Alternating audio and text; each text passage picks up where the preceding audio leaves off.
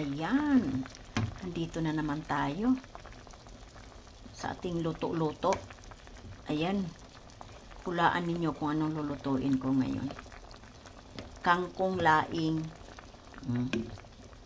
First time siguro ninyong naririnig yan. Kangkong na laing. Hindi gabi. Okay? At mayroon akong laham.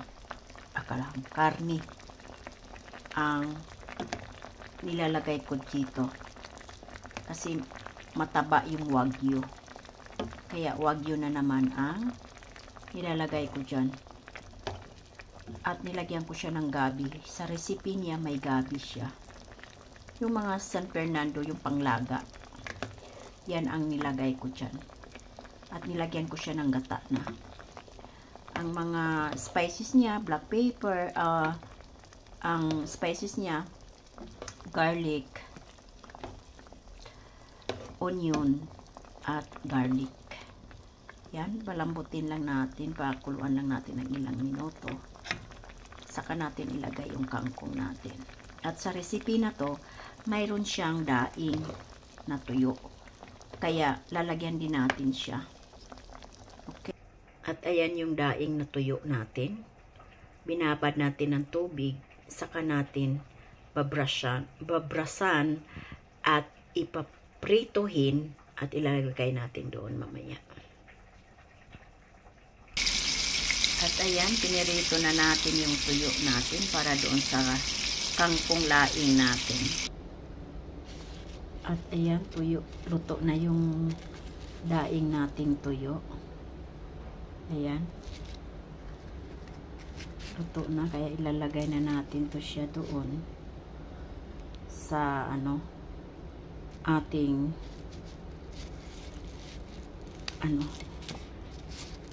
kangkong na laing. Diba? Ayan. Andyan na siya.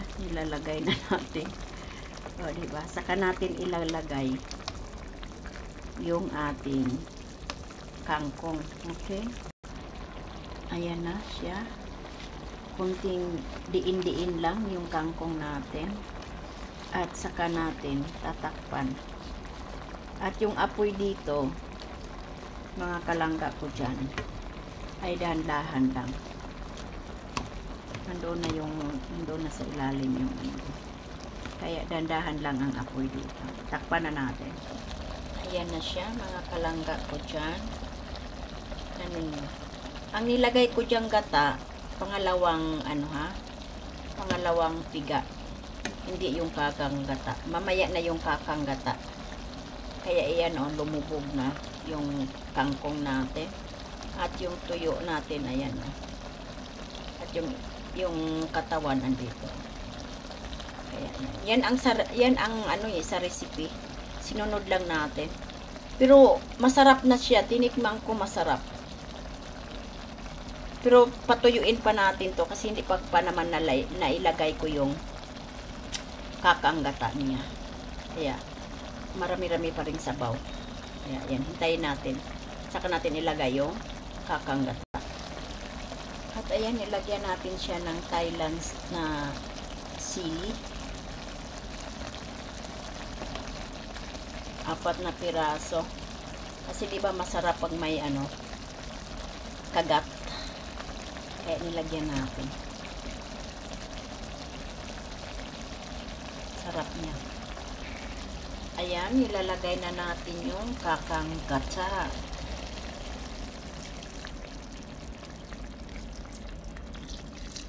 Kangkong laing. Recipe ni Hayat. Gumagawa ako ng recipe na wala dito, wala doon. Pero napanood ko to sa YouTube at sabi ko, mukhang masarap siya. Dahil mahilig nga ako sa gata. Kaya sabi ko, makapunta nga sa supermarket at tumingin kung may wagyu. Hindi kasi ako pwede sa baboy. Kaya wagyu na naman ang binili ko. Kaya ayan. Titikman natin yan kung anong resulta yan. Pero masarap siya in fairness. Ayan na siya Ang tinikman ko siya. Nako, may konting kagat. dahil sa sili. Pinati ko sa gitna yung sili. Ayun, pinutol ko ba? Parang kumagat talaga yung anghang. At ayan, kumagat na nga. Kaya hintayin natin tumuyo yung gata niya.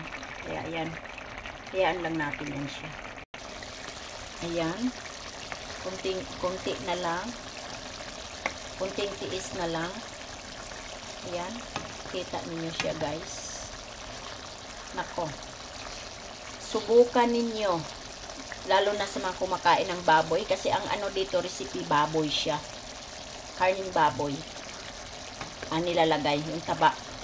Yung bili. Yun ang nilalagay. Hindi kasi nga ako pwede. Kaya, yan. Yung wagyu ang ginamit ko. Subukan ninyo. Nako. Mapasarap. Maparami kayo ng kain. Promise. Hindi ko kayo binubula, ha. Totoo yan. Totoong totoo. Kaya itry ninyo kangkong laing. Nako. Advice ko sa inyo, itry ninyo talaga ito. Napakasarap. Masarap pa sa laing na gabi. Ang kangkong pala, masarap pala siyang gawing laing din. At ganito ang pagkaluto. Gata din.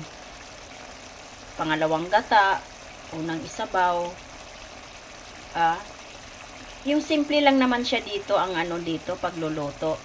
Kundi unahin mo yung karne, pagbaboy hanggat lumabas yung taba, at yun din ang gamitin ninyong mantika, tapos sibuyas, bawang at luya. Tapos isunod niyo ang gabi. Pagkatapos ng gabi, yung halo-haloin, saka lagay nyo yung pangalawang gata. Tapos ayun, pakuluan ninyo, saka ninyo ilagay yung kangkong. Prituhin nyo pala yung tuyo nyo, daing na tuyo. Tapos yun ilagay ninyo, tapos yun kangkong. Tapos yun na yung pinakahuli, yung gata. Pangalawang gata, kakang gata baga. At ayan guys, naglalangis-langis na siya, ayan, naglangis-langis. Ayan, matutuyo na yung niya. Ayan, matutuyo na yung niya, gata, at saka naglalangis-langis na siya. Ito yung masarap sa laing pag naglangis-langis na yung gata niya. At maparami talaga ang kain mo, lalo na dito na may kunting kagat dahil nga may sili. Kaya guys, please subukan ninyo kangkong laing. Nako, masisira ang diet ninyo dito. Masisira ang bakit. Promise. Kaya please subukan ninyong magluto kangkong laing.